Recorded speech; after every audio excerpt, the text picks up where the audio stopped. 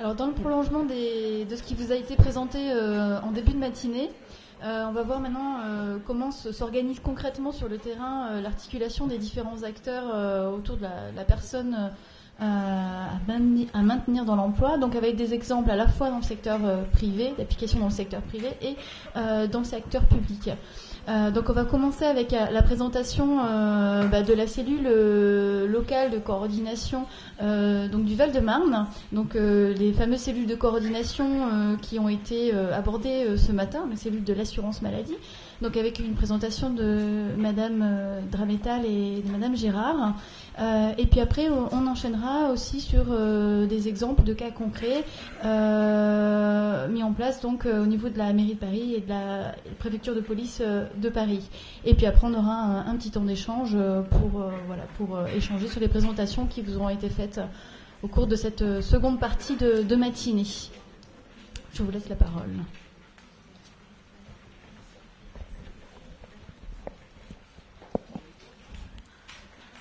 Bonjour à tous et à toutes. Donc, je vous présente la cellule PDP du Val-de-Marne. La cellule PDP du Val-de-Marne est composée de référents du service administratif, CEPAM, aussi bien pour la maladie que pour la TMP. Après, il y a les référents du service médical. Nous avons 2 référents du service médical. Et au niveau de la prévention des risques professionnels de la CRAMIF, nous avons 3 référents. Et au niveau du service social, moi-même qui suis la coordinatrice de la cellule locale. Très tôt, notre cellule s'est étendue, c'est-à-dire que nous avons des partenaires qui interviennent avec nous dans notre cellule PDP, c'est-à-dire l'AMDPH du Val-de-Marne, et le SAMET 94 pour la cellule PDP, avec 2 temps. Une première partie, étude des situations, avec nos partenaires, et deuxième temps, composé uniquement que de l'assurance maladie pour la veille documentaire et pour aborder les points en rapport avec l'évolution réglementaire par rapport à la PDP. Mais au niveau de l'activité de la déclinaison de la PDP, nous travaillons avec les services de santé au travail, Cap Emploi et l'inspection du travail. Je reviendrai là-dessus plus tard.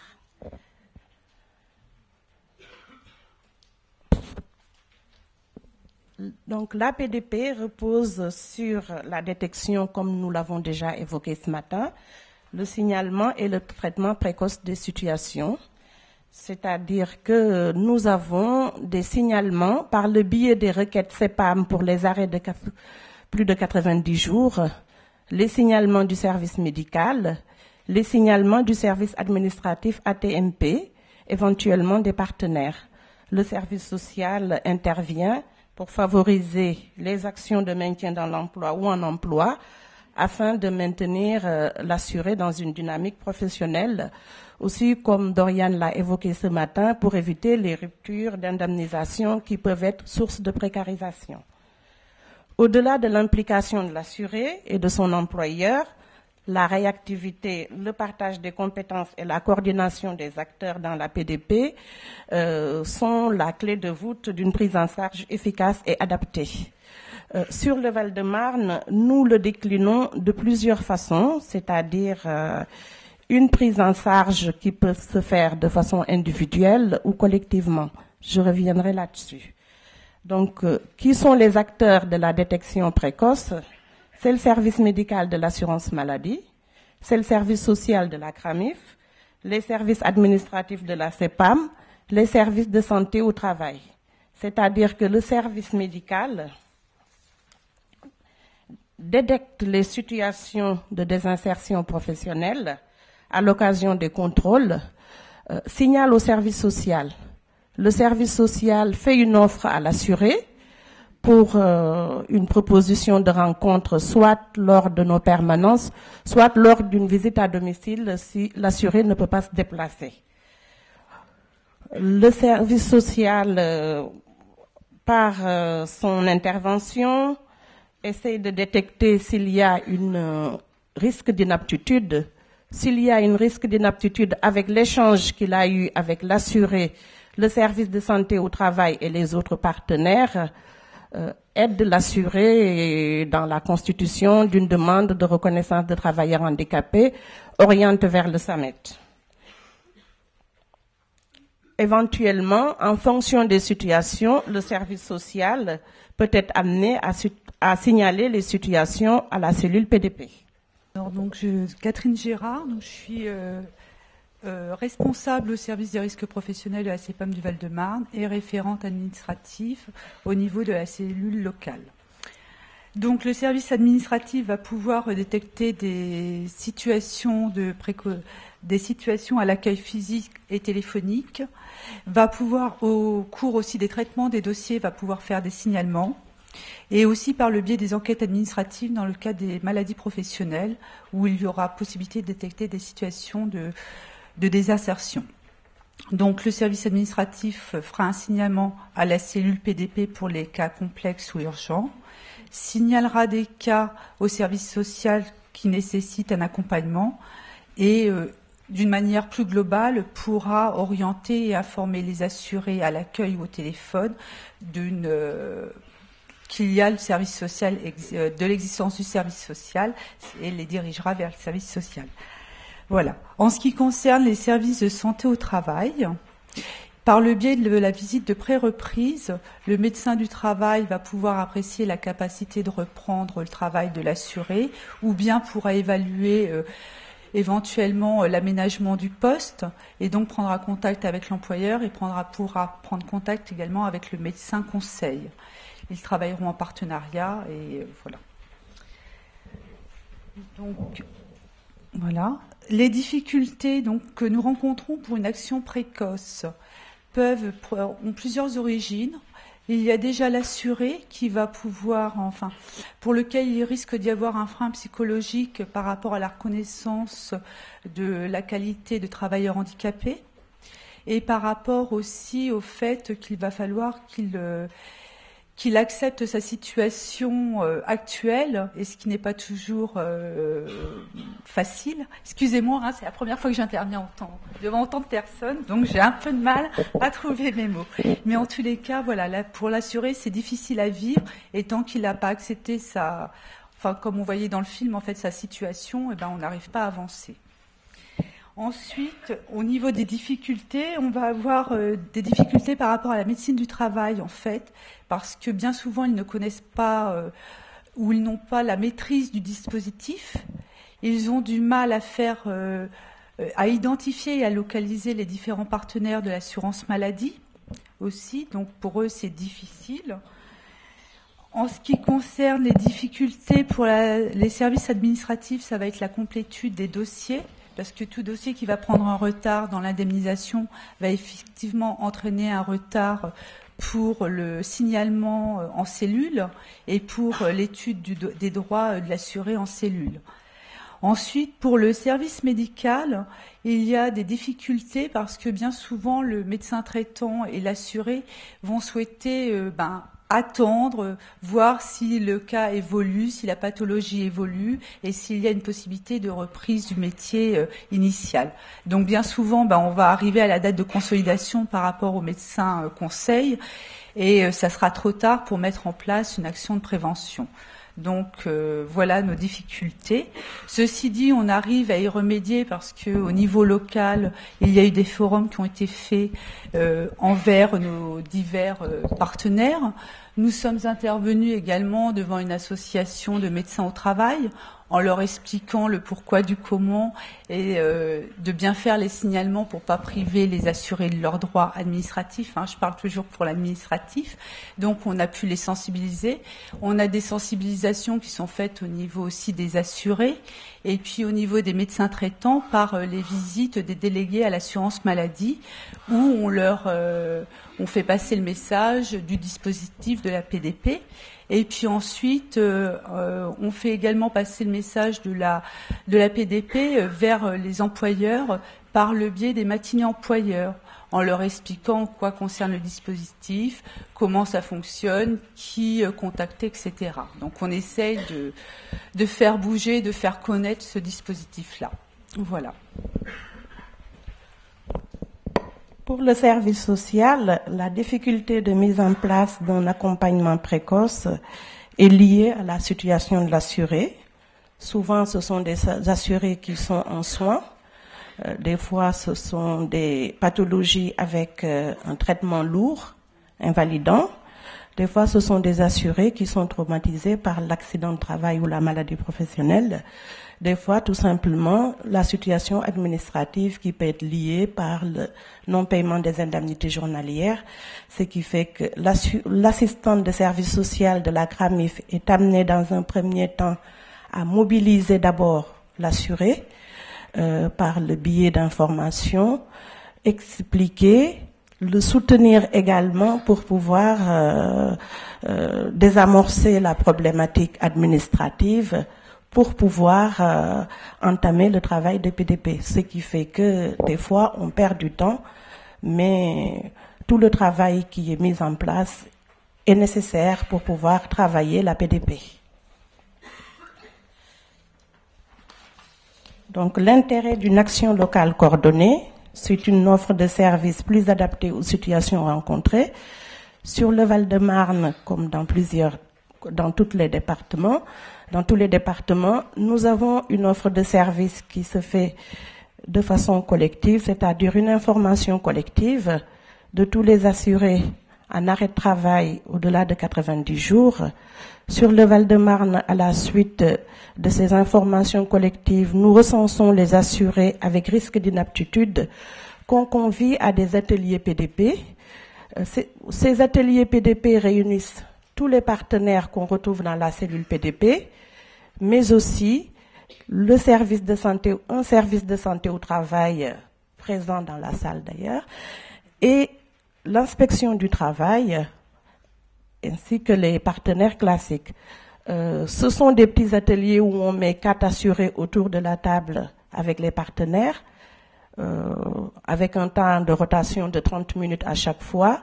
C'est juste pour les amener à rencontrer les différents partenaires du dispositif, même si ce ne sont pas le médecin conseil présent n'est pas forcément le médecin référent, le service de santé au travail présent n'est pas forcément le service de santé au travail de l'assuré, le SAMED de même, l'AMDPH par contre c'est l'AMDPH du Val-de-Marne. Ça permet vraiment de consolider d'une part les informations qui sont données en local, mais aussi de sensibiliser davantage l'assuré parce que c'est le seul moyen sur le dispositif PDP, sur l'existence de la cellule PDP également. Ils en sortent ravis, ils nous disent même qu'ils sortent de ces ateliers en étant remobilisés parce que ça leur permet d'une part d'être acteurs de leur parcours parce qu'ils ont toutes les informations. Le médecin de santé au travail qui va leur expliquer la nécessité de la visite de pré-reprise, c'est très important. Ça leur permet de partir de là avec des rendez-vous la plupart du temps. Donc c'est une meilleure information de tous les acteurs internes et externes. Comme Catherine vous l'a dit précédemment, nous rencontrons les différents partenaires pouvant intervenir dans le champ de la PDP. La cellule se donne les moyens de les rencontrer pour leur donner toutes les informations par rapport au dispositif PDP. C'est une synergie qui se crée, surtout au moment des ateliers PDP. Ça permet de connaître les missions des uns et des autres, ce qui permet vraiment de pouvoir coordonner les interventions pour une prise en charge efficiente de l'assuré.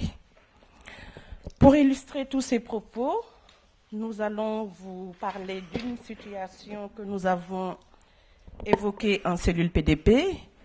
Il s'agit d'un assuré qui est âgé d'une 40aine d'années, qui travaille dans la restauration depuis à peu près une 20aine d'années. Cet assuré nous a été orienté par une AS hospitalière suite à une intervention de notre cellule PDP en milieu hospitalier.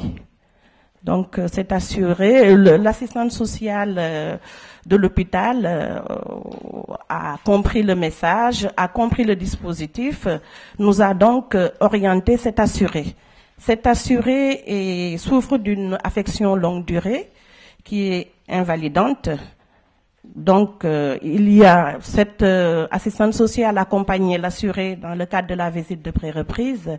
Il s'est avéré qu'il va y avoir un risque d'inaptitude à la reprise. Et il s'est avéré aussi qu'il va être compliqué de le maintenir à son poste de travail, vu la pathologie et vu l'activité de l'entreprise. Donc, cette assistante sociale l'a accompagné pour constituer un dossier de reconnaissance de qualité de travailleur handicapé. Et parallèlement, cette assistante sociale a travaillé avec un autre professionnel pour aider justement cet assuré à élaborer son projet, mais aussi à faire le deuil de sa situation professionnelle antérieure pour pouvoir avancer, accepter aussi sa maladie comme nous l'avons vu dans le film tout à l'heure. À la suite de tout ce travail, ce qui a été demandé à la cellule, c'est justement de permettre à cet assuré de faire une formation par le biais d'un stage de découverte en ESAT. Donc la situation a été présentée en cellule PDP. Nous avons, comment dirais-je encore, échangé sur la situation de cet assuré. Cela aboutit à une autorisation à aller faire justement ce stage de découverte en ESAT. Je vais laisser la parole à Catherine pour qu'elle puisse. Donc, au niveau administratif, et je dirais que c'est là où c'est peut-être le plus complexe, nous avons des cas qui doivent être urgents, et cependant, il y a des tests administratifs et des conditions d'ouverture de droit et des conditions d'accès au dispositif qui doivent être suivies. Donc, j'ai un peu le mauvais rôle d'un point de vue administratif, puisqu'il lui faut l'ouverture des droits. Pour une affection de longue durée, il va falloir que la deuxième OD, la deuxième ouverture de droit soit faite et possible.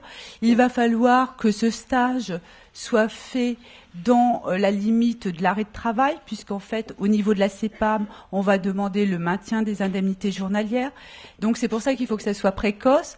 Mais d'un autre côté, le médecin conseil, lui, ne va pas pouvoir proroger non plus l'arrêt de travail au-delà d'un certain temps, c'est pas le but non plus. Donc voilà, on discute de tout ça, et si les conditions administratives sont requises, on donne un accord, et il y a après un courrier qui est envoyé à l'assuré et à son employeur qui les informe de l'accord et du maintien de l'indemnité journalière. Mais il nous faut également l'accord du médecin traitant, donc c'est pas non plus très simple d'obtenir toutes les informations dans un temps court, d'avoir les dates de stage, d'avoir l'organisme qui va faire le stage. Alors c'est vrai que je pense qu'il va y avoir des améliorations, mais tout ça c'est un peu difficile à tout mettre en œuvre et à ce que tous les acteurs soient présents et qu'on ait toutes les informations. Voilà. Donc pour finir, cet assuré a pu faire son stage de découverte en ESAT.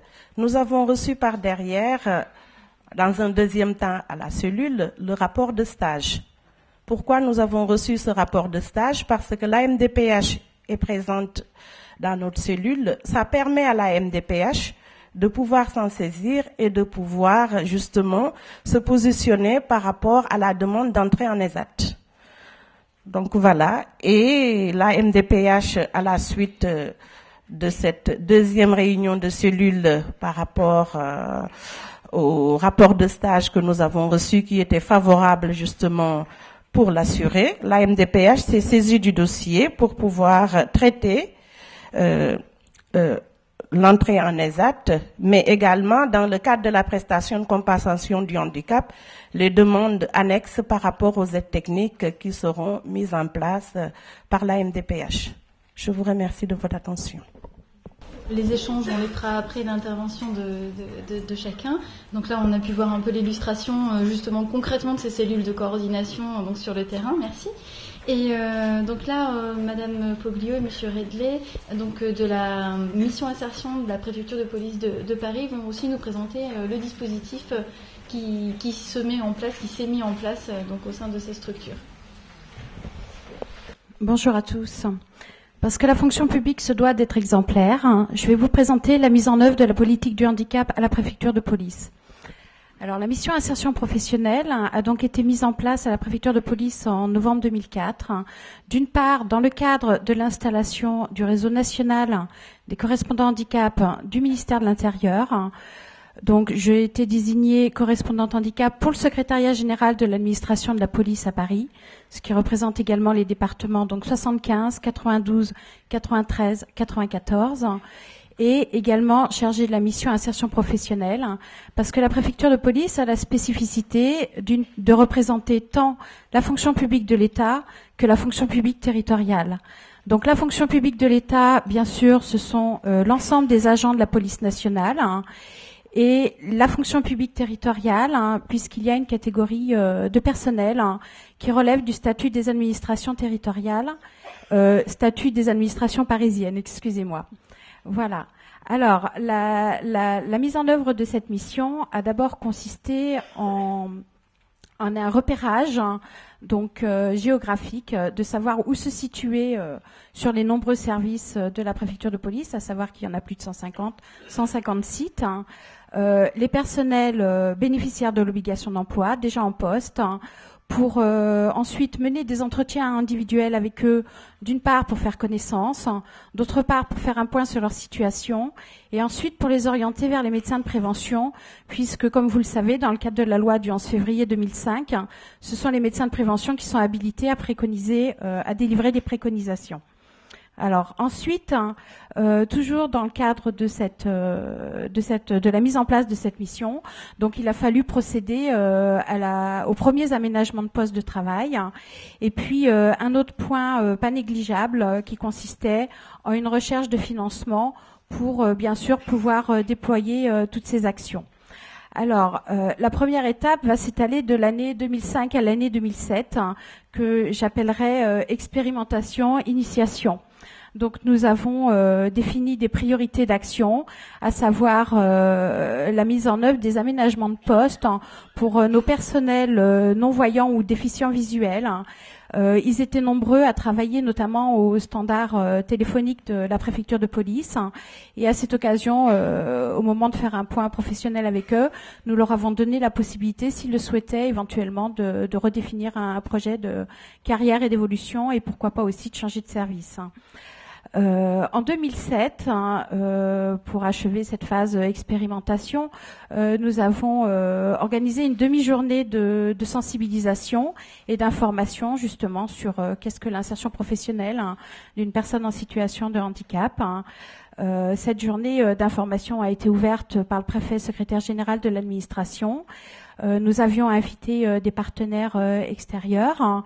Et donc avec l'apport de témoignages, l'apport notamment par exemple les Cap Emploi pour savoir comment mettre en place des recrutements dans la fonction publique. Et donc cette journée a été clôturée par le directeur des ressources humaines avec l'annonce de la mise en œuvre du plan triennal de la préfecture de police, tout en sachant que dans le cadre du réseau national des correspondants handicap du ministère de l'Intérieur, il y avait déjà un plan triennal pour les personnels de la police nationale, et donc nous avons aussi dans le même temps déployé tous ceux qui avaient lieu d'être faits pour le ministère de l'Intérieur. Donc le plan triennal de la préfecture de police, bien sûr, là va concerner la section fonction publique territoriale. Il s'est composé en deux parties, la première étant le bilan des premières actions engagées et la seconde partie étant la définition d'objectifs à atteindre, puisque notamment à cette époque notre taux d'emploi se situait entre 3 et 4%. Voilà. Alors, les objectifs ont consisté principalement, une priorité, donc le recrutement, pardon.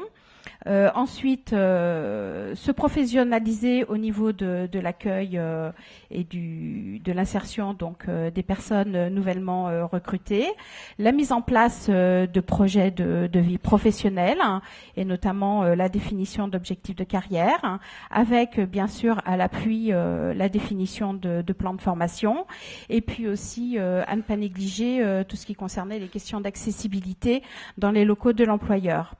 Donc, nous avons monté notre projet de maintien dans l'emploi. Celui-ci a été présenté au comité local du FIPHFP, donc du Fonds d'insertion des personnes handicapées dans la fonction publique, en décembre 2008. Et le préfet de police ainsi que le directeur de l'établissement public du FIPHFP ont signé conjointement cette convention en juin 2009. Alors, ont été inscrites dans cette convention 7 grandes actions. Je vais vous les citer sans les énumérer puisque les délais impartis sont relativement courts.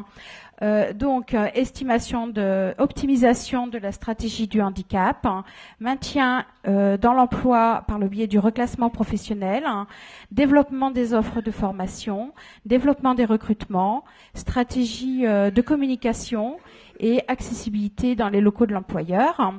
Je vais citer au passage que la préfecture de police a été nommée, a reçu les trophées de la page l'année dernière, donc en 2011, dans le cadre de l'accessibilité d'un établissement recevant du public, mais également dans le cadre de l'insertion professionnelle de ces travailleurs en situation de handicap.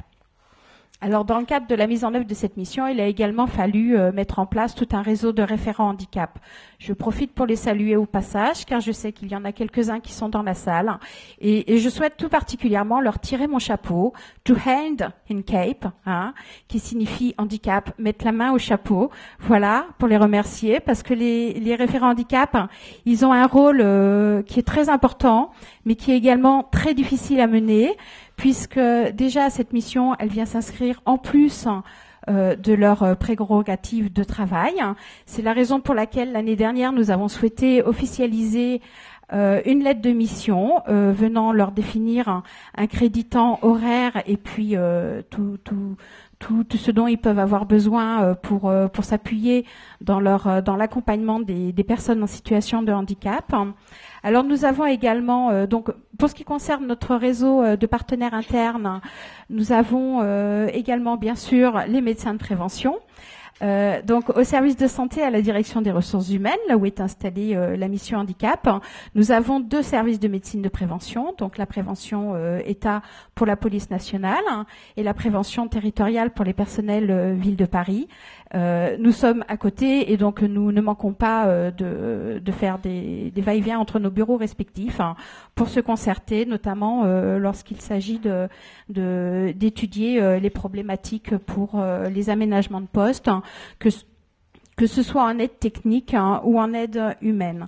Voilà. Alors nous avons aussi tout un réseau de partenaires externes, comme par exemple les Cap Emploi, les maisons départementales des personnes handicapées, les centres de reclassement professionnel, et puis les prestataires en aide technique et humaine, et notamment Escavi, que je remercie de nous accueillir, et pour tous ces précieux conseils, notamment dans le cadre du choix des aides techniques de nos agents. Voilà. Alors, bien sûr, les SAMET, nous avons aussi eu l'occasion d'établir des contacts avec eux, et puis à ne pas omettre non plus les établissements et services d'aide par le travail. Alors aujourd'hui, la mission est composée en un véritable service, puisque maintenant nous sommes 6 personnes placées sous l'autorité du coordonnateur fonctionnel du service de santé. Le taux d'emploi de la préfecture de police dans le cadre de sa déclaration annuelle 2012 est situé à 4,52%. Depuis 2006, donc, nous avons 80 agents en poste, dont 63 qui ont été titularisés et aujourd'hui encore 17 contractuels. Nous sommes arrivés au terme de notre convention passée avec le FIPHFP en avril 2012. Celle-ci a été prorogée d'1 an, donc jusqu'au mois de mars 2013, d'une part pour nous permettre d'atteindre les objectifs et d'autre part pour nous laisser le temps nécessaire à la définition et à l'élaboration de la prochaine convention qui devra être mise en place dès le second semestre 2013. Voilà. Je vais donc passer la parole à mon collègue François-Xavier Redley. Merci. Donc, bonjour. Effectivement, la préfecture est engagée dans une dynamique depuis quelques années maintenant. Et nous avons entendu dans la salle tout à l'heure qu'il était important qu'il y ait des relais dans les associations, dans les institutions, des interfaces entre l'employeur et la personne en situation de handicap. Donc la préfecture a mis en place un réseau de référents. Donc je suis chargé particulièrement d'animer ce réseau et d'apporter des réponses aux questions qui peuvent venir du terrain.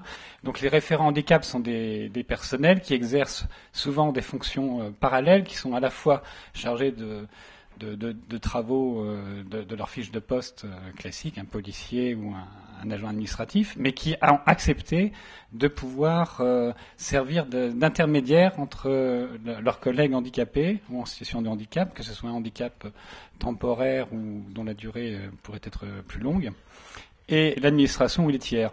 Et ce sont ces tâches au quotidien qui, a priori, devraient relever du civisme. On pourrait se dire pourquoi les référents handicap existent-ils si chacun s'occupait de son collègue. Il n'y aurait peut-être pas besoin de formaliser autant que ça le processus, mais c'est quand même très important parce que ça assoit le référent handicap dans son poste. Et c'est vrai que selon les directions, donc il faut préciser que la préfecture de police a effectivement deux têtes finalement, enfin ou au moins deux statuts, le statut État d'un côté, le statut Ville de Paris de l'autre.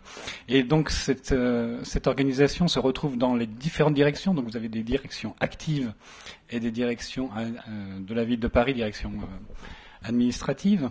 Et selon les directions, le statut du référent handicap n'est pas du tout le même. Donc des chefs de service accepteront de donner tant d'heures par mois aux tâches que demande l'accompagnement de collègues en situation de handicap, alors que dans d'autres directions, le statut sera un petit peu différent. Alors chaque référent handicap reçoit une lettre de mission de son directeur, donc qui pose vraiment le cadre d'action.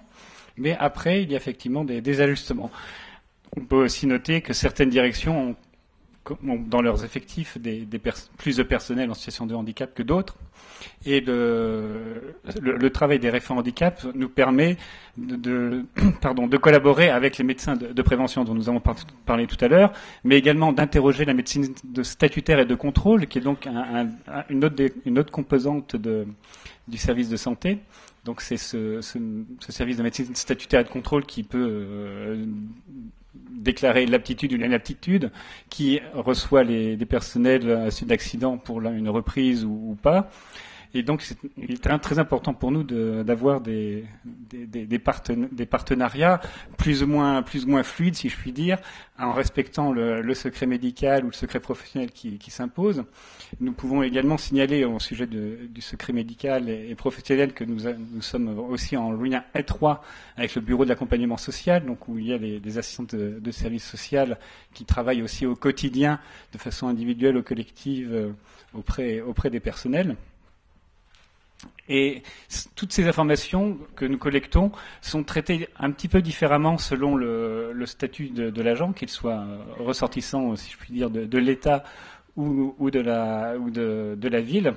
Et il y a plusieurs structures, plusieurs moyens d'action, puisque nous parlions du fonds d'insertion des personnes en situation de handicap. Donc, d'un côté, pour les personnels ville, nous pouvons bénéficier d'un budget qui est inscrit au budget alloué par la ville de Paris. Donc, nous jouons directement. Nous pouvons vraiment obtenir des financements en fonction des devis, par exemple, quand il s'agit d'aménagement de poste, les fauteuils ergonomiques, qui nous met très régulièrement en contact avec Escavi, donc savoir comment aménager un poste de façon ergonomique. Mais nous avions entendu parler ce matin de la problématique des transports domicile-travail, donc c'est aussi un poids important de notre prise en charge au quotidien de la compensation. Et d'un autre côté, les ressortissants de l'État ont un statut un petit peu particulier dans la mesure où la préfecture doit s'adresser au ministère de l'Intérieur pour obtenir des financements. Donc cette procédure est plus longue, il y a plusieurs étapes, il y a différents bons de commande. Je ne voudrais pas vous noyer dans les détails, mais pour vous montrer que les référents handicap qui sont déjà sur le terrain des partenaires vraiment de premier ordre et qui sont amenés à nous saisir, à faire remonter les demandes des agents qui sont transmises par voie hiérarchique pour établir les bons de commande ou l'accompagnement nécessaire.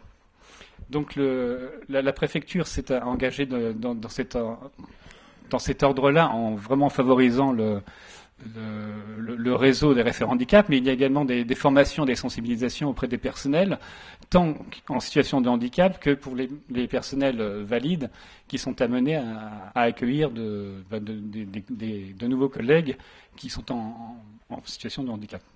Là, c'est un engagement fort de la préfecture. Le dernier recrutement a permis à nos collègues d'accueillir 14 nouvelles recrues, donc sur une voie contractuelle. Donc les personnes, on ne parle pas de concours, mais il y avait quand même plus de candidats que de postes. Et donc les personnes étaient adressées leur candidature. Et après, il y a eu une sélection sur dossier, puis en entretien. Donc ces formations permettent aussi un maintien dans l'emploi, puisque on sait qu'il y a parfois des difficultés on peut parler de liminarité, c'est peut-être une notion que certains connaissent, où la personne en situation de handicap n'est ni totalement intégrée, ni totalement rejetée, et on s'aperçoit que dans certains services, cette notion est très très présente. Donc nous travaillons aussi à ce que tout se passe pour le mieux, à veiller à ce que le poste soit adapté aux tâches demandées à l'agent, et puis à ce que l'agent puisse s'épanouir et servir le public comme nous devons tous le faire. Ouais, je pense que ce que je dis trouvera écho avec ce qui se passe chez nos voisins de la ville de Paris, et nos voisins et cousins, puisque nous avons quand même des troncs communs. Je vous passe la parole. Oui. Merci bien. Bonjour. Daniel Matteau, je travaille à la mairie de Paris. Je suis conseiller en prévention des risques professionnels avec une spécialité ergonome. J'interviens depuis à peu près 2 ans maintenant au sein du bureau de prévention des risques professionnels de la DRH dans le cadre des interventions pour les aménagements de postes de situation avec handicap.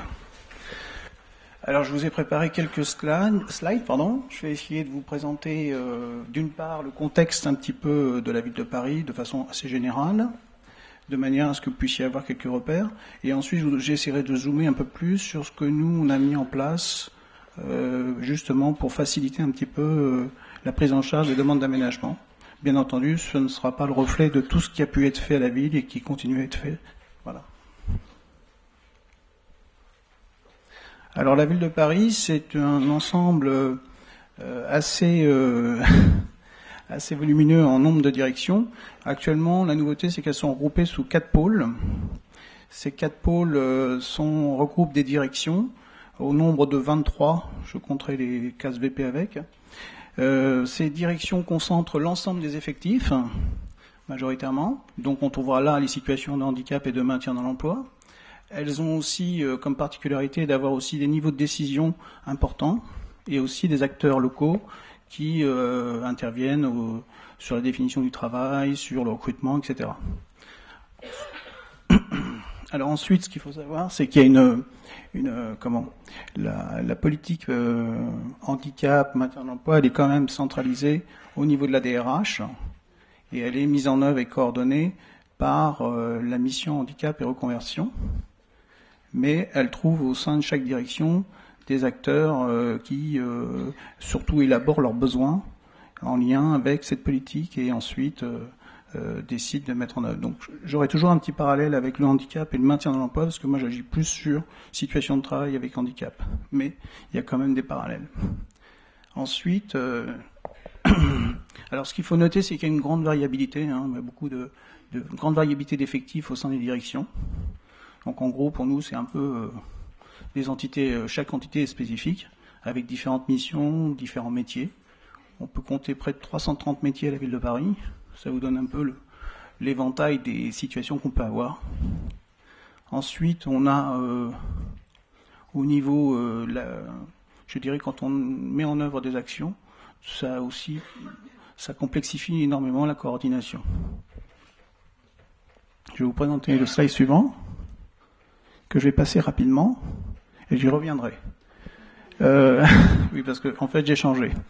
Donc là, je vais vous donner quelques chiffres, juste pour avoir un peu quelques repères. Vous voyez, donc un effectif rémunéré de près de 50 000 personnes en 2011, avec un équivalent temps plein. Donc ça, je ne sais pas si dans le privé on utilise ça, mais en fonction publique, c'est ça. Ça veut dire un peu le nombre de personnes sur une base de 8 heures à peu près. Enfin, même pas 8 heures, c'est 7. Et ensuite, vous avez ici le nombre de bénéficiaires d'obligations d'emploi. Donc là, on commence à rentrer justement sur les volumétries, on va dire. Donc les BOE, donc plus de 3000 personnes concernées, et un taux d'emploi où effectivement, On a un taux d'emploi de 6,11%, et je crois que pour 2012, on sera à 6,7%, ce qui est un bon score. Et il faut quand même penser que la ville de Paris, à compter de 2000-2002, a vraiment eu une politique forte en matière de recrutement, notamment, handicap. Et ensuite, ce qui lui a permis de signer une convention avec le FIP, première convention qui s'est signée en 2011, terminée en 2009-2011. C'est triennal en général, et pour signer une convention avec le FIP, il faut avoir plus de 1000 agents. Et ensuite de refaire à nouveau une convention qui a été signée en 2012 pour jusqu'en 2014. Alors l'avantage de ça, c'est que ça nous donne beaucoup plus de souplesse en matière de financement d'un certain nombre d'actions qui sont prises en compte dans cette convention. Et encore, on peut aussi faire des actions en dehors de la convention. Donc maintenant, je reviens sur le slide d'avant, parce que évidemment, quand on a ces chiffres en tête, on voit bien toute la difficulté représentée par l'ensemble des situations, l'ensemble des besoins, et puis surtout toute la dynamique qu'il peut y avoir autour de ça. Parce qu'on parle d'aménagement, mais il y a aussi la vie au travail, les situations de santé qui évoluent, etc., et ça complexifie énormément. Donc en fait, comme nos collègues, on a aussi un réseau de référents. Alors, ça a été surtout mis en œuvre par la mission handicap et reconversion. C'est elle qui a en charge de les animer, de les outiller, de les documenter. Ce sont surtout des acteurs, en partie un peu comme les vôtres, mais qui sont effectivement une interface entre les directions qui emploient les gens et la direction, la DRH, et les services ressources de la DRH. On a au sein de la DRH donc la fameuse mission handicap et reconversion, le service de la santé au travail, qui est composé de 2 services en fait, la médecine statutaire, qui recrute et qui gère disons les accidents et les maladies professionnelles en termes de reconnaissance, etc. Et la médecine du travail, avec qui nous travaillons le plus. Ensuite, vous avez des services supports, qui sont les bureaux de gestion du personnel, qui suivent un petit peu toute la carrière des agents, etc. Des bureaux de prévention des risques professionnels, donc le bureau de prévention des risques professionnels de la DRH, qui justement met des ressources administratives, techniques, ergonomiques, pour justement accompagner les aménagements. Et enfin, le bureau de la formation. Voilà. Donc l'ensemble de ces acteurs, ça représente quand même quelques dizaines de personnes, concourent à essayer de mettre en œuvre la politique du maintien dans l'emploi et du handicap. Alors je dirais maintien dans l'emploi parce que dans les chiffres que je vous ai énoncés tout à l'heure, on a sur les 3300 BOE, un tiers à peu près qui couvre des situations avec TH. Donc voilà, situation de travail avec handicap. Et en fait, c'est celle-ci qui nous occupe le plus. Et il faut savoir que la mission handicap et reconversion est davantage sollicitée sur des problématiques de maintien, c'est ce qu'il y en a de plus en plus, puisque notre propre médecine signale de plus en plus d'inaptitude. Donc c'est un vrai enjeu. Et je pense que c'est là où on va avoir des difficultés, si on ne trouve pas des solutions efficaces. Et en fait, ce que je voulais dire, c'est que je prendrais pour exemple, les emplois à tremplin transverse, qui autrefois étaient mis en œuvre, alors c'est une forme de contrat, c'était mis en œuvre dans les directions, et qui aujourd'hui sont centralisés par la MHR pour essayer d'avoir une politique plus efficace. Et nous intervenons auprès de ces emplois tremplins, justement pour, c'est des contrats sur des durées courtes, 1 an en général, 1 an, 2 ans, c'est de la reconversion, pour aménager au mieux, de manière à ce que les chances soient maximum pour donner le maintien, garantir un maintien dans l'emploi. Donc ça, c'est un exemple concret. Et en fait, nous, on est des acteurs qui facilitent, je dirais, les actions qui visent au maintien.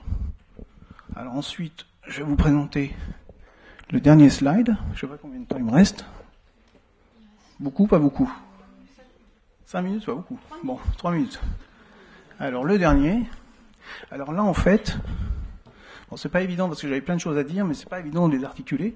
En fait, ici, je n'ai pas fait les slides qui s'ouvrent les uns après les autres, mais on essaye. Disons que nous, on se rend compte qu'effectivement, face aux demandes, on a beaucoup de demandes. Hein. Actuellement, à notre niveau, on est deux ergots à mi-temps là-dessus. Hein. On a d'autres tâches. Actuellement, on a déjà eu 77 demandes à traiter sur l'année 2012 et on n'a pas fini. Donc forcément, il faut qu'on fasse du tri et tout ça.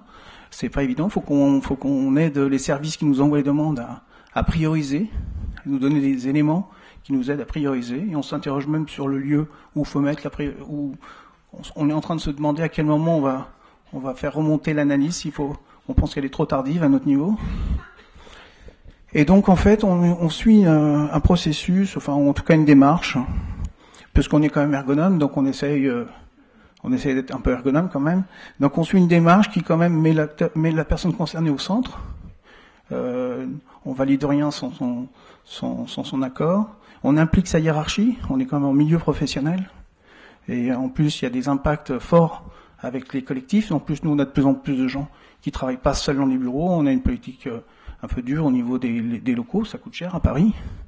Donc forcément, quand vous agissez sur une situation, ça a un impact sur le collectif, hein, sans parler des tâches partagées, etc. Donc voilà, donc en général on a ça. Et en fait, c'est la même démarche qu'on demande à un prestataire avec qui on a passé un marché et qui vient compléter notre action, notamment pour les études d'aménagement complexes. Donc en fait, la ville a passé un marché il y a 1 an, il a été renouvelé, et j'espère qu'on pourra poursuivre. Ça, c'est très efficace à notre niveau. Enfin voilà. Alors le petit bémol, c'est les délais quand même, parce que quand on est saisi, nous, il y a eu toute la démarche administrative avant, la reconnaissance et tout, et donc on va essayer de trouver des moyens pour gagner du temps là-dessus, quoi. Voilà. Sinon, après, j'ai des tas d'exemples concrets, mais bon, je pense que tout le monde en a dans la salle. Donc voilà. Quoi dire d'autre? C'est tout. Voilà. Merci beaucoup pour votre présentation. Donc ça nous permet de voir concrètement comment les organisations se structurent sur le terrain pour répondre à ces problématiques de maintien dans l'emploi ou de manière un petit peu plus générale de handicap au travail, à court, moyen terme, de manière permanente ou non. Et de pouvoir accompagner la personne donc en fait de A à Z avec toutes les difficultés éventuellement qui peuvent être rencontrées sur le terrain. Je vous propose justement d'échanger sur les différentes expériences qui ont été présentées. Donc pareil que tout à l'heure, un micro circule normalement, oui. Donc vous pouvez poser vos questions. Justement, peut-être sur des exemples de cas. Droit privé dans vos organisations. Je pense aux contrats aidés, aux contrats, etc., qui ne sont pas agents. Est-ce que c'est une organisation qui peut être mobilisée pour toutes les personnes qui travaillent à la préfecture ou à la mairie? Voilà. C'est juste pour avoir une précision. En ce qui concerne la préfecture de police, les personnes recrutées par voie spéciale, donc je vous parlais tout à l'heure des 14 nouveaux collègues, sont la première année quand même sous statut, enfin c'est un contrat, mais ils ne sont pas titulaires, d'accord. Au bout d'1 an, ils verront si le poste correspond à leur état de santé, si les aptitudes peuvent évoluer, et donc la prise en charge est demandée dès le départ. Donc effectivement, il y a une prise en charge tout à fait possible, en sachant que le fonds d'insertion des personnes en situation de handicap, la fonction publique, a un catalogue. Nous avons parlé tout à l'heure de la GFIP qui pouvait avoir modifié ses offres. Là, c'est pareil. Le fonds met à jour régulièrement ses offres, et donc il nous faut tenir compte de ce qui est demandé, ce qui est possible ou pas. Je peux apporter une précision, bien que je ne maîtrise pas à 100% parce que je ne suis pas recruteur. Il me semble que le FIP, déjà, c'est pour les gens qui dépendent de la fonction publique. Et nous, comme statut, on a effectivement des agents titulaires, bon là, il n'y a aucun problème, mais on a aussi les gens qui sont stagiaires et les gens qui sont en contrat contractuel, mais contractuel de la fonction publique. Donc, après, ces gens-là peuvent faire des demandes d'aménagement par le biais de leurs référents. La question va se poser.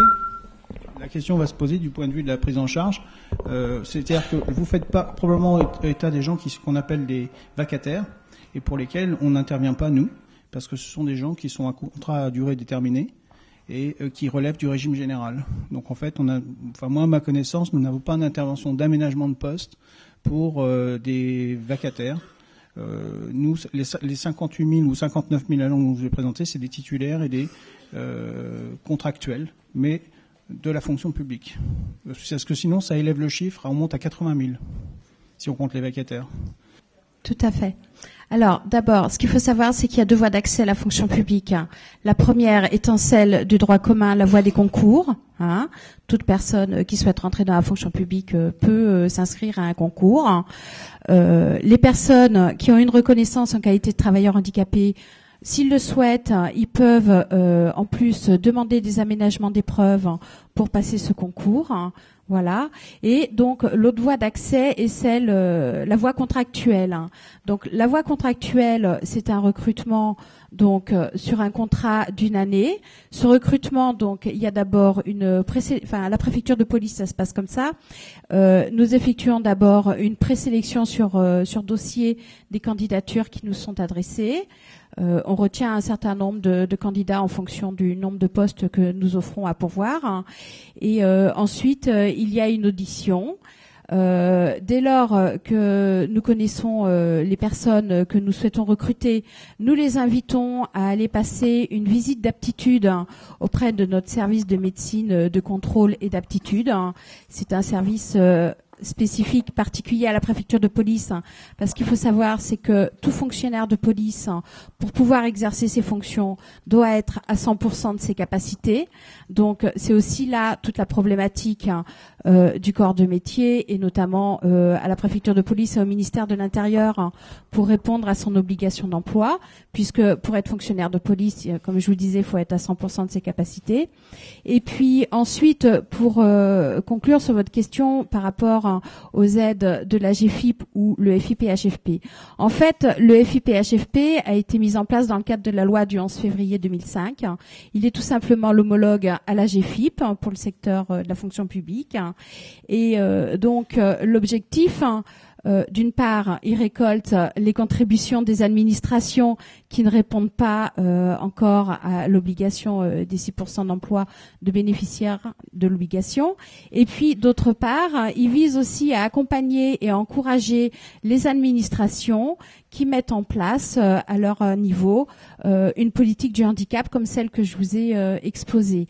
Alors, les agents qui sont en service, nous nous efforçons justement de faire de la communication et aussi par le biais des référents, justement, dès lors qu'ils ont un besoin, ils doivent être orientés vers la mission handicap, puisque dans le cadre du partenariat avec le Fonds d'insertion des personnes handicapées, il y a une convention qui a été signée et grâce à la mise en place de cette convention, nous bénéficions d'une subvention du FIPHFP, la subvention section publique territoriale pour la préfecture de police. Le montant de la subvention s'est élevé à plus de 700 000 €. Le ministère de l'Intérieur pour les personnels État a également signé sa première convention en juillet 2008 et le montant de la subvention est pas négligeable puisqu'il s'est élevé à quelques millions d'euros. Voilà. Et puis ensuite, tout ça s'est déployé au niveau de l'administration. Mais on ne peut pas répondre aux besoins ou éventuellement aux personnes qui s'orienteraient vers nous si elles viennent du secteur privé. Maintenant, si elles souhaitent rentrer dans la fonction publique, nous pouvons que les encourager à postuler. Pour rebondir sur la question de madame, c'est si une personne s'adresse, enfin, vu que du coup vous avez des personnes qui sont sous différents contrats, publics ou privés finalement, si une personne s'adresse, parce que c'est pas toujours transparent pour les personnes, si par exemple elle va voir le référent handicap, est-ce qu'il sera, j'imagine, en capacité de le réorienter vers le bon dispositif tout simplement? Bien sûr, il n'y a pas de contrat privé pour la fonction publique, puisque donc c'est un contrat qui va être défini sur un an. On va considérer que la personne sur cette année de contrat est en période de stage, au même titre que l'agent qui est lauréat de concours et qui doit effectuer son année de stage. Alors justement, dès lors qu'on recrute, on met tout de suite en place un accompagnement. donc par le biais des référents, par le biais du médecin de prévention, des inspecteurs santé, sécurité au travail, des assistants conseillers prévention, des assistants sociaux, des psychologues de soutien. On met en place un accompagnement, déjà d'une part pour s'assurer à l'intégration dans les services, d'autre part pour veiller à ce que la personne bénéficie bien des mesures de compensation dont elle a besoin. Et puis, dès lors qu'il y a une problématique, quel que soit le maillon dans la chaîne, il doit appuyer sur la sonnette d'alarme sans tarder pour qu'on se réunisse tous ensemble et avec la personne en situation de handicap, bien sûr, et pour que l'on trouve des solutions. Voilà. Bonjour, Natacha Manson, ergonome. Moi, j'ai une question très pratico-pratique. Aujourd'hui, on est dans l'ère de l'accessibilité des locaux. Dans la fonction publique, vous avez des vacataires d'origine privée. Quand on s'adresse pour les montants de financement de l'accessibilité, c'est un renvoi de balle. Alors, j'ai pas eu le temps de poser la question ce matin à la GFIP, mais c'est un renvoi de balle entre le FIP qui est propriétaire de locaux, mais le salarié n'est pas de droit public, et puis le prestataire qui est de droit privé, qui lui n'est pas dans des locaux. Je pense notamment à des entreprises de télésurveillance. Et du coup, on est dans un financement qui n'a pas de réponse sur le plan des deux acteurs qui existent. J'aimerais savoir aujourd'hui, vous, acteurs de la fonction publique, comment vous vous positionnez ? En fait, pour la question de l'accessibilité, nous, quand on intervient, c'est effectivement une question importante pour nous aussi. Hein. Et justement, c'est pas forcément les mêmes acteurs, d'une part, en termes opérationnels sur le terrain. On s'adresse à des services techniques, à des directions du patrimoine, etc. Nous, on a une enveloppe spécifique, à la ville de Paris, sur la mise en accessibilité des locaux, en particulier des locaux évidemment tournés vers les usagers. Et oui, je pense que c'est la même chose pour mes collègues. Et voilà, donc si vous voulez, il y a deux champs. Il y a une intervention, je dirais plus pour la mise en accessibilité des locaux qui se développe pour que ça soit accessible aux usagers et en même temps aussi aux travailleurs. Mais ça, c'est pas toujours pris en compte. Et nous, du coup, de par nos actions, nous essayons de faire prendre en compte aussi l'accessibilité au niveau des travailleurs. Et ensuite, quand il s'agit d'une demande individuelle d'aménagement, c'est vrai qu'au sein de la convention FIP, en fait, ça peut être pris en charge tant que ça reste relié au poste de travail. C'est-à-dire que si c'est de l'accessibilité générale, c'est un autre aspect et c'est pas forcément pris dans le cadre des aménagements de poste. Voilà ce que je pouvais dire comme élément de réponse. C'est aussi ce qui s'est passé à la préfecture de police. Comme nous l'avons dit, nous avons des centaines de sites avec des personnels en situation de handicap dans différentes directions. Et le service des actions immobilières, notre SAI, peut tout à fait déduire les dépenses vraiment spécifiques à aux aménagements de poste de notre contribution au fond. Mais effectivement, la procédure est très longue et le ciment a vraiment le temps de prendre. Non, mais ça, je suis bien d'accord. Mais je redonne mon exemple parce que de plus en plus, on est amené en tant qu'ergonome à travailler sur ces questions-là. Mais les dossiers, pour nous, restent en suspens. C'est-à-dire qu'une entreprise de prestations privée occupe des locaux de droit public. Et je peux vous assurer que j'ai toujours pas la réponse de savoir qui va financer. L'un me dit, oui, mais il n'est pas salarié chez nous, ce qui est vrai. Et le prestataire me dit, bah oui, sauf que moi, les locaux m'appartiennent pas.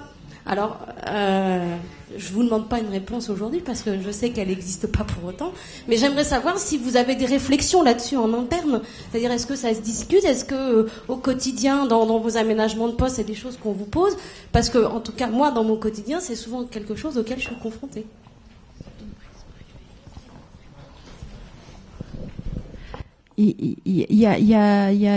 Pardon. Pour la question accessibilité, déjà d'une part, il y a l'accessibilité des établissements recevant du public et d'autre part, il y a l'accessibilité des locaux de l'employeur. Pour ce qui concerne les locaux de l'employeur, certes, l'employeur doit mettre en œuvre, conformément à la loi, la chaîne des déplacements. Et dans ce cadre-là, pour la préfecture de police, cette action est inscrite dans la convention. Maintenant, pour ce qui concerne les établissements recevant du public, il faut savoir également que le FIPHFP, exceptionnellement, pour les administrations qui ont souhaité introduire un dossier, ont également apporté un soutien financier, comme ça a été le cas à la préfecture de public. Maintenant, c'est vrai que la réflexion nécessite de pousser plus loin, puisque les schémas sont très multiples et diversifiés. Voilà. Alors, je crois que Madame Abdelradden voulait réagir aussi par rapport à ça.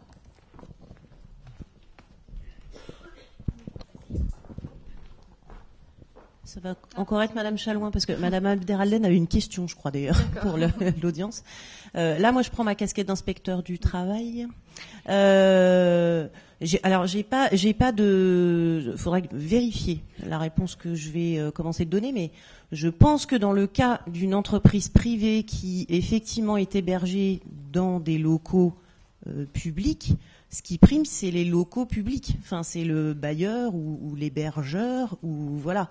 Donc là, il y a un accord à trouver effectivement entre l'entreprise qui est dans les locaux et le propriétaire des locaux. Mais à mon avis, là, c'est effectivement la situation, les locaux qui priment et pas l'entreprise qui occupe une partie des locaux. Voilà. Pour l'obligation. Moi, la question que je voulais poser, c'était par rapport à la PDP dans le Val-de-Marne. Quelle est la fréquence des ateliers PDP ou la quantité sur une année de ces ateliers, dans la mesure où vous dites que vous réunissez 4 assurés. 4 assurés, c'est bien, mais pas à la fois. Et j'imagine, vu le nombre, il vous faut organiser tout cela.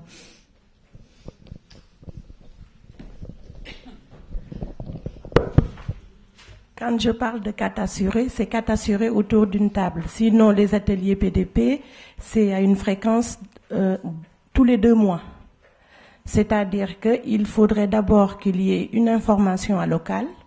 Lors des informations à local, c'est-à-dire au niveau des communes, au plus près des assurés, les assistantes de services sociaux qui animent ces informations collectives recensent les assurés en risque d'inaptitude et volontaires pour participer aux ateliers PDP. Ça fait à peu près une moyenne d'une 20 à 30 assurés par atelier PDP. Quand je parle de 4 assurés, c'est 4 assurés avec une rotation qui se fait toutes les 30 minutes. Devant un intervenant pour leur permettre de rencontrer tous les partenaires présents aux ateliers. Est-ce que vous avez une possibilité de lever un des obstacles d'entrée dans la fonction publique pour les contractuels travailleurs handicapés qui souhaiteraient effectivement être titularisés au bout d'un an? À savoir que, par expérience, c'est souvent des reconversions professionnelles.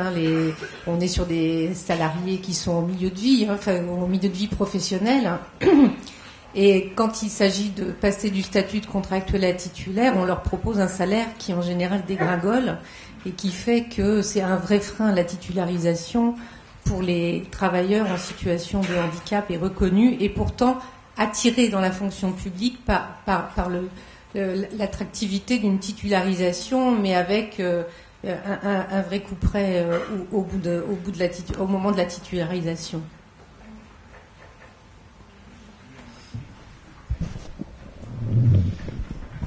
Juste pour vous citer un exemple, la semaine dernière s'est tenu le recrutement d'agents spécialisés de police technique et scientifique. C'est un recrutement de catégorie C. Et nous avons eu notamment une candidate technicienne de laboratoire qui travaille en laboratoire privé. Nous avons attiré son attention justement sur la question du salaire et nous avons poussé un peu nos interrogations à son égard pour savoir quel était son intérêt de rentrer dans la fonction publique, tout en sachant que bien sûr son salaire sera des moindres que dans le privé. Voilà. Après, c'est une affaire personnelle et c'est une question de choix. Ma question n'était pas tant ça que le fait qu'effectivement on est sur vous dites c'est une question de choix. Non, c'est un deuil, quoi. On va dire c'est un renoncement, c'est pas un choix. Et j'aimerais qu'il y ait quelque part aussi dans l'avancée de la fonction publique une démarche pour que quelqu'un qui arrive avec 20 ans à la fois d'expérience et donc qui a une valeur professionnelle, on la redégringole pas au bas de l'échelle de la grille comme un jeune fonctionnaire qui rentre à 20 ans dans la fonction publique.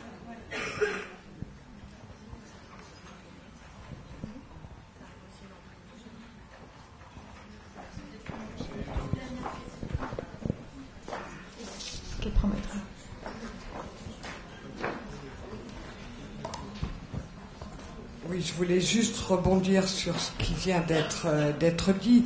C'est le principe même du statut de la fonction publique.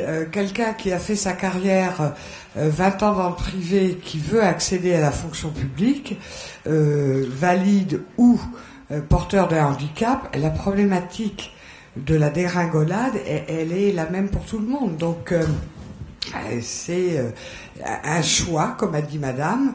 Il est peu intéressant d'accéder à la fonction publique quand on a une carrière dans le privé de 25 ou 30 ans.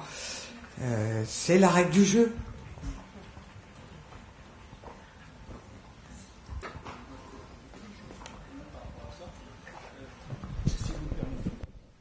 C'est bon ? En fait, ce que je voulais dire quand même, c'est que, certes, c'est tout à fait vrai ce que vous dites, et en plus, faut savoir que, par exemple, à la ville de Paris, ils ont quand même... alors, est-ce que c'est une intention politique, évidemment, mais je pense qu'elle doit être mise en œuvre. Il y a une volonté forte de recruter, par exemple, des agents de catégorie A et des agents de catégorie B. Plus que les agents de catégorie C. Pourquoi ? Parce que pendant de nombreuses années, on a fait du recrutement en catégorie C. Or, aujourd'hui, on voit que dans le maintien de l'emploi, on est plus sur ces populations en catégorie C. Et donc, la stratégie, c'est un peu stratégique de toute façon, c'est effectivement de renforcer les recrutements en catégorie A et B. Cela dit, ce n'est pas simple parce que les recruteurs, les services, ont des a priori, ont des idées préconçues, donc il y a un gros travail pour la mission handicap reconversion avec les réseaux, et aussi en termes d'aménagement, c'est pas simple non plus, voilà quoi. Mais il y a quand même des volontés. Et puis, je voulais dire aussi par rapport à ce que vous dites, il y a moi j'ai déjà aménagé des agents qui avaient été recrutés par voie de concours. Ils ont la possibilité d'avoir des aménagements du fait qu'ils ont une reconnaissance travailleur handicapé. Ils ont, en termes de durée d'épreuve, ils ont un tiers de plus de temps et on peut les aménager pour qu'ils puissent réaliser leurs épreuves. Et il n'y a pas bien longtemps, on a fait une action pour une technicienne, là c'est en interne, pour pouvoir essayer de passer un concours au grade de catégorie ingénieur, et on a aménagé son poste avec des assistants, etc. Voilà. Il y a des actions qui se font.